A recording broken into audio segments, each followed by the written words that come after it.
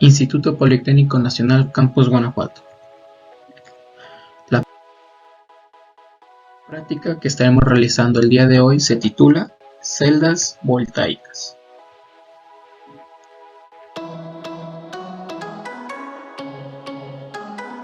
Antes que nada, repasemos nuevamente nuestro objetivo.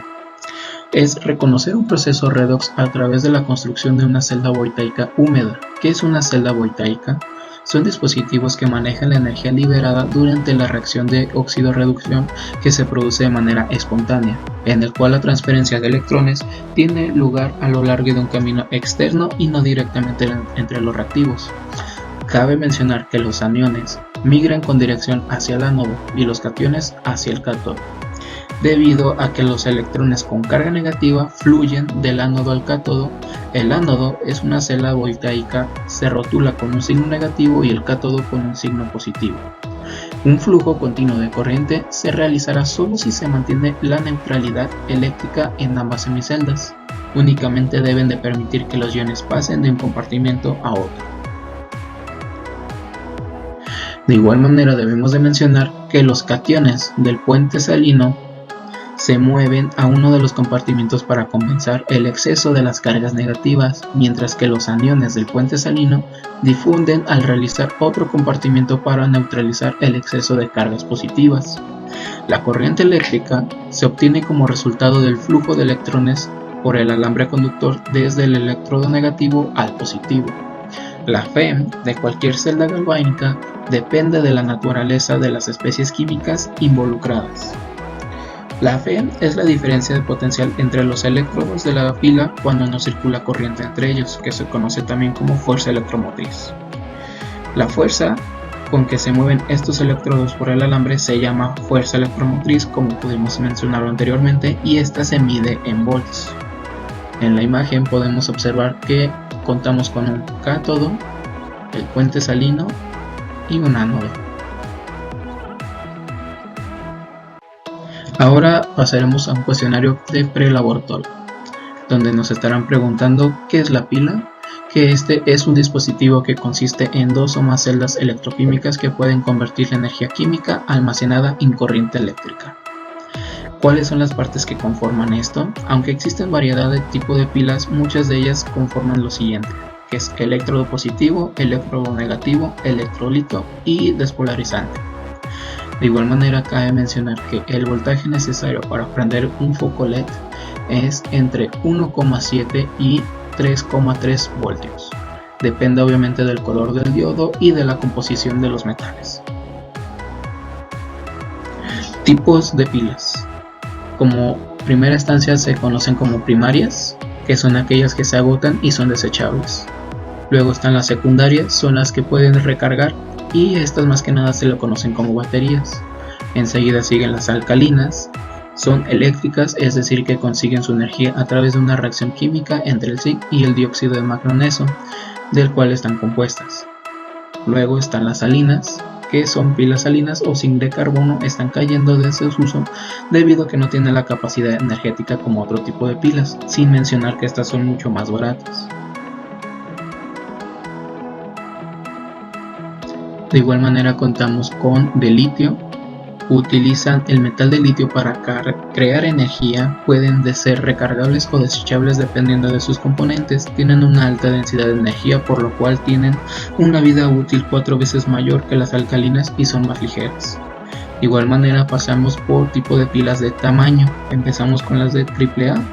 Tiene la misma forma y voltaje que la pila AA, pero en un tamaño más reducido. Se utiliza más que nada en aparatos electrónicos como mandos a distancias. Continuamos con las pilas AA, tienen una forma cilíndrica con un voltaje de 1,5 volts, son la forma de pila más usada sobre todo en controles de televisores o consolas, juguetes y otros pequeños aparatos electrónicos. Seguimos con tipo C. Tienen una forma cilíndrica y voltaje de 1,5 volts, pero en un tamaño menor. Se utilizan más que nada en linternas o juguetes grandes.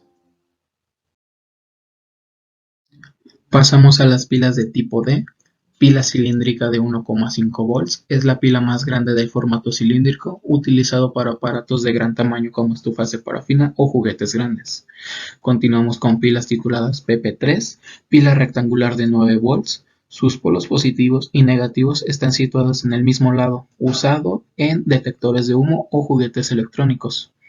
Continuamos con pilas de botón, tienen una forma redonda y chata, pueden ser de 1,5 volts o 3,0 volts, suelen ser utilizadas en relojes y calculadoras. Luego siguen las pilas cilíndricas, que su forma es cilíndrica de pilas de AAA, pero en un tamaño mucho menor. Pueden ser de 1,5 volts o 12,0 volts, se usan en cámaras de foto o mandos de garaje.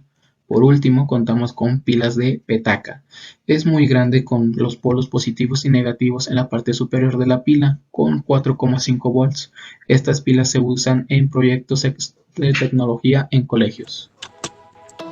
Los materiales son 10 vasos de plástico transparente, una laminilla de fusible, un tubo o placa de cobre para el electrodo, un tubo o placa de aluminio para el electrodo, un juego de caimanes o 2 cables para conectar a los electrodos, un trozo de manguera de nivel de 15 a 20 centímetros y un LED. En los reactivos tenemos sustituto de sal, tenemos cloruro de calcio, ácido acético, vinagre comercial, cloruro de sodio, sal común, algodón, y en el equipo tenemos un multímetro.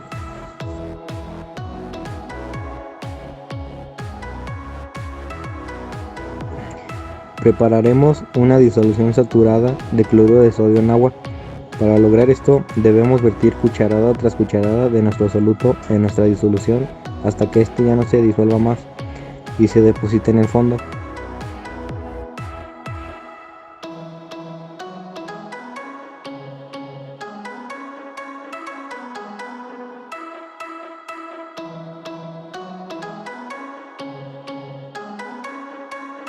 Ahora tomaremos la manguera de nivel, sellamos uno de los lados con un pedazo de algodón, fijando que quede bien sellado, y lo llenaremos con nuestra solución saturada de cloruro de sodio en agua. Hay que asegurar que no queden burbujas de aire y sellaremos con otro trozo de algodón. Ahora se va a preparar una disolución 1 molar de cloruro de sodio en agua, tomando el equivalente de 58.6 gramos de cloruro de sodio, disueltas en 100 mililitros de agua, asegurando que la mezcla sea homogénea. Una vez preparada la disolución, vertimos en un vaso. Por otro lado, verteremos el equivalente a 1 molar de ácido acético a aproximadamente 120 mililitros y lo vertiremos en el otro vaso.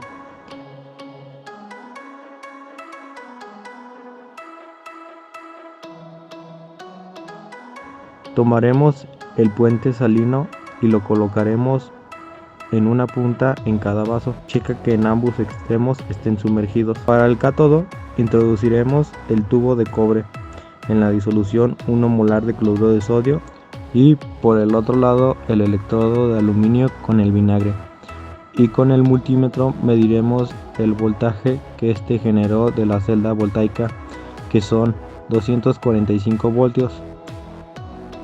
Ahora observaremos que esta configuración es capaz de encender un LED, el cual no pudo prenderlo.